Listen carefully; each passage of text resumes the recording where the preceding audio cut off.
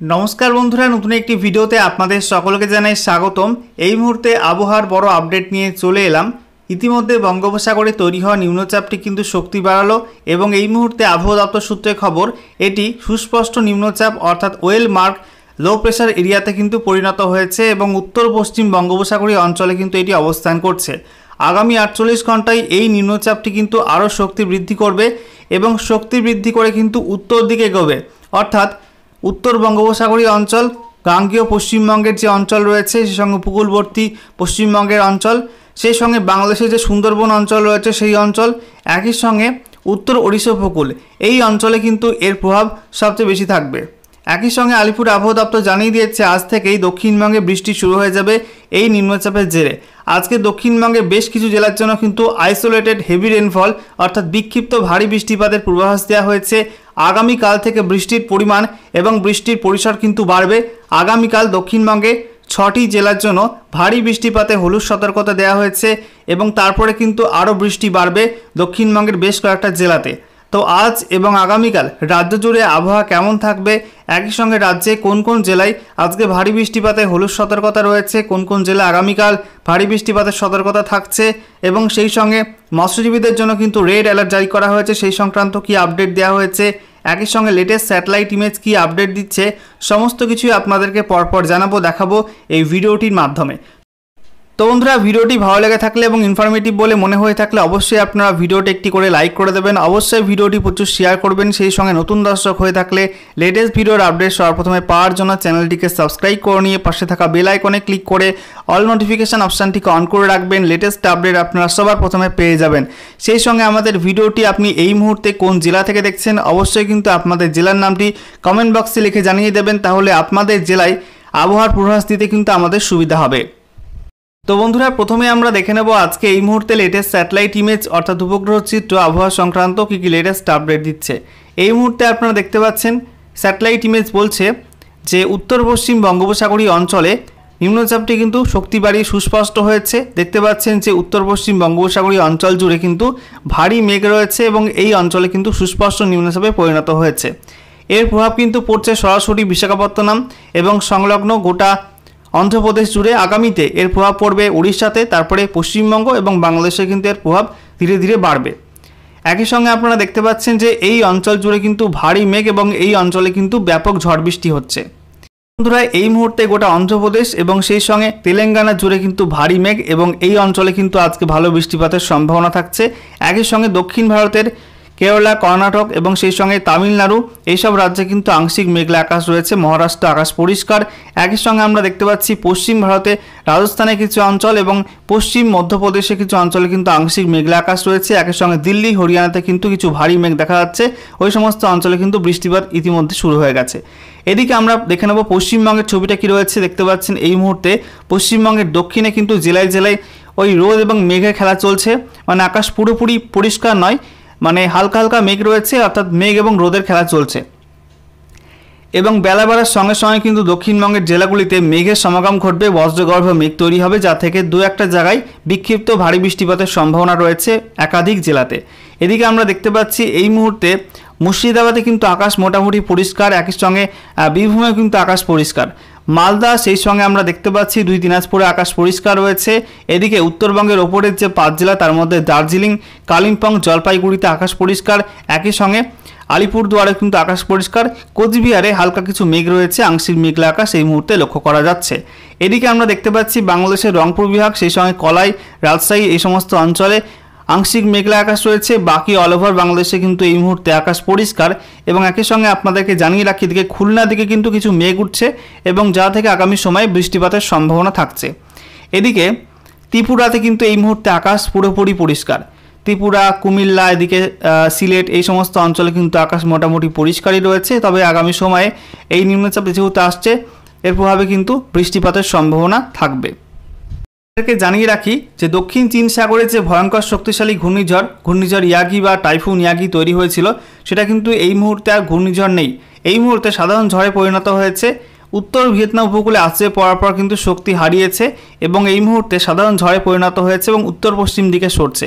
এবং দেখতে পাচ্ছেন যে এর প্রভাব কতটা বড়, অর্থাৎ কতটা অঞ্চল জুড়ে এর প্রভাব বিস্তার করেছে দেখতে পাচ্ছেন যে ভিয়েতনামের পূর্বাংশ, সেই সঙ্গে চীনের কিছু অংশ, চীনের দক্ষিণ অংশ, একই সঙ্গে আমরা দেখতে পাচ্ছি ভিয়েতনামের উত্তর অংশ জুড়ে লাওস এবং সেই সঙ্গে থাইল্যান্ডের উত্তর অংশ জুড়ে কিন্তু এটা এই মুহূর্তে অবস্থান করছে এবং এই সমস্ত অঞ্চলে ব্যাপক বৃষ্টিপাতের সম্ভাবনা থাকছে আগামী 2-3 দিন। ওয়েদার মডেল এই মুহূর্তে যে আপডেটটি দিচ্ছে এটা কিন্তু ধীরে ধীরে উত্তর পশ্চিম দিকে সরবে এবং শক্তিশালী নিম্নচাপ রূপে কিন্তু আমাদের উত্তর পূর্ব ভারত সংলগ্ন বাংলাদেশ এবং পশ্চিমবঙ্গের দিকে আসতে পারে গভীর নিম্নচাপ রূপে, যার জেরে এই অঞ্চল জুড়ে অর্থাৎ ভারতের যে পূর্বাংশ রয়েছে এবং সেই সঙ্গে বাংলাদেশ, ত্রিপুরা এই সমস্ত অঞ্চল জুড়ে কিন্তু ব্যাপক বৃষ্টিপাতের সম্ভাবনা থাকবে আগামীতে। এবারে আমরা দেখে নেব আলিপুর আবহাওয়া দপ্তর থেকে যে স্পেশাল বুলেটিন 2 জারি করা হয়েছে এই নিম্নচাপ নিয়ে, সেখানে কি কি বলা হচ্ছে। তো সাবজেক্টে বলা হয়েছে well marked low pressure area over north west Bay of Bengal and adjoining central Bay of Bengal. তো নিম্নচাপটি সুস্পষ্ট রূপ নিয়েছে এবং এই মুহূর্তে সেটা মধ্য বঙ্গোপসাগর সংলগ্ন উত্তর পশ্চিম বঙ্গোপসাগরে কিন্তু অবস্থান করছে। আচ্ছা, এরপর দেখুন কি বলা হয়েছে। It is likely to move slowly nearly northwards and intensify into depression over northwest Bay of Bengal and adjoining areas of Gangetic West Bengal, North Odisha and Bangladesh coast around 9 September। তো যেটা বলা হচ্ছে এটা কিন্তু ধীরে ধীরে উত্তর দিকে সরবে এবং আগামীকাল 9 সেপ্টেম্বর নাগাদ এটা উত্তর বঙ্গোপসাগরীয় অঞ্চল এবং সেই সঙ্গে সংলগ্ন যে গাঙ্গেয় পশ্চিমবঙ্গ, নর্থ ওড়িশা, উত্তর ওড়িশা এবং সেই সঙ্গে বাংলাদেশ উপকূল এই অঞ্চল জুড়ে কিন্তু গভীর নিম্নচাপে পরিণত হবে। ওকে, নেক্সট কি বলা হয়েছে, এখানে বলা হচ্ছে thereafter it is likely to move west north westwards across Gangetic West Bengal and adjoining north Odisha, Jharkhand and adjoining north Chhattisgarh during subsequent 3 days।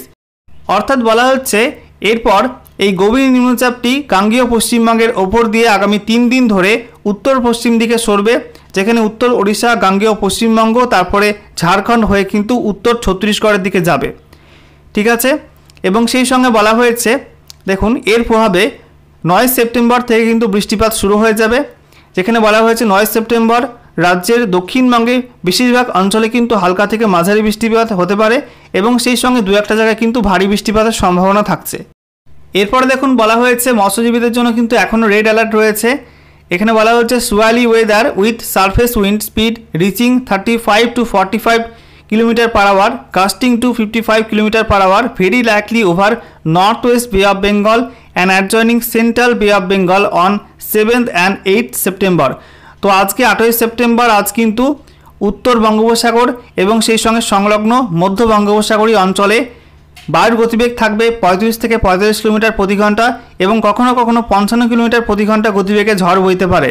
একই সঙ্গে বলা হয়েছে wind speed reaching 45 to 55 km/h, gusting to 65 km/h, likely over north west Bay of Bengal and adjoining north east and central Bay of Bengal from 9 to 11 September. তো 9 থেকে 11 September এই সময়কালীন বলা হয়েছে যে উত্তর পশ্চিম বঙ্গোপসাগর সংলগ্ন উত্তর পূর্ব এবং মধ্য বঙ্গোপসাগরীয় অঞ্চল জুড়ে কিন্তু 35 থেকে 55 কিলোমিটার গতিবেগে দমকা ঝড় বইতে পারে এবং সেই সঙ্গে ঝড়ের গতিবেগ কিন্তু কখনো কখনো 65 কিলোমিটার প্রতি ঘন্টা হতে পারে। ওকে, নেক্সট কি বলা হয়েছে, এখানে বলা হচ্ছে wind speed reaching 35 to 45 km/h, gusting to 55 km/h, very likely over along and off West Bengal Odisha coast and adjoining Bangladesh coast from 9 to 11 September. তো বলা হচ্ছে 9 থেকে 11 সেপ্টেম্বর এই সময়কালীন পশ্চিমবঙ্গ ওড়িশা উপকূল একই সঙ্গে সংলগ্ন বাংলাদেশ উপকূলে কিন্তু ঝড়ের গতিবেগ থাকতে পারে 35 থেকে 45 কিলোমিটার প্রতি ঘন্টা এবং সেই সঙ্গে কখনো কখনো কিন্তু 55 কিলোমিটার প্রতি ঘন্টা গতিবেগে ঝড় বইতে পারে পশ্চিমবঙ্গ ওড়িশা উপকূল এবং সংলগ্ন বাংলাদেশ উপকূলে। এর সঙ্গেই বলা হয়েছে sea conditions are likely to be rough to very rough, অর্থাৎ সমুদ্র কিন্তু এই সময় উত্তাল থেকে ভয়ঙ্কর উত্তাল হতে পারে। Fishermen are advise not to venture into deep sea central Bay and adjoining north Bay of Bengal on 7 and 8 September along one of West Bengal Odisha coast and adjoining Bangladesh coast and North Bay of Bengal and Central Bay of Bengal from 9 to 11 September 2024। তো বলা হচ্ছে এই সময়কালীন অর্থাৎ 9 থেকে 11 September 2024 এই সময়কালীন বলা হচ্ছে যে উত্তর বঙ্গোপসাগরীয় অঞ্চল সংলগ্ন বলা হয়েছে মধ্য বঙ্গোপসাগরীয় অঞ্চল একই সঙ্গে পশ্চিমবঙ্গ ওড়িশা উপকূল এবং সংলগ্ন বাংলাদেশ উপকূলে যেন মৎস্যজীবীরা না যায়, এইসব সতর্কবার্তা দেওয়া হয়েছে মৎস্যজীবীদের জন্য।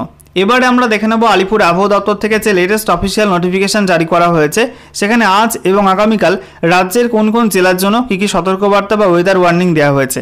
তো আজকে 8 সেপ্টেম্বর 2024 তারিখ সকাল 8:30 থেকে আগামীকাল 9 সেপ্টেম্বর 2024 তারিখ সকাল 8:30 পর্যন্ত যে ওয়েদার ওয়ার্নিং জারি করা হয়েছে তাতে উত্তরবঙ্গের সব জেলা এবং দক্ষিণবঙ্গের সব জেলার জন্য কিন্তু তেমন কোনো ওয়ার্নিং বা সতর্কবার্তা নেই। তবে নিম্নচাপের প্রভাবে কিন্তু দক্ষিণবঙ্গে উপকূলবর্তী জেলাগুলি অর্থাৎ উত্তর 24 পরগনা, সেই সঙ্গে দক্ষিণ 24 পরগনা, এছাড়া হাওড়া, কলকাতা, সেই সঙ্গে পশ্চিম মেদিনীপুর, পূর্ব মেদিনীপুর, এই সব জেলা, একই সঙ্গে হুগলির কিছু অংশ, এই সব জেলার দু একটা জায়গায় কিন্তু বিক্ষিপ্ত বজ্রগর্ভ মেঘ তৈরি হতে পারে, যা থেকে দুপুরের দিকে বা দুপুরের পরে দু একটা জায়গায় বিক্ষিপ্ত বৃষ্টিপাতের কিন্তু সম্ভাবনা রয়েছে। এরপরে দেখে নেব আগামীকালের জন্য কী কী ওয়েদার ওয়ার্নিং রয়েছে।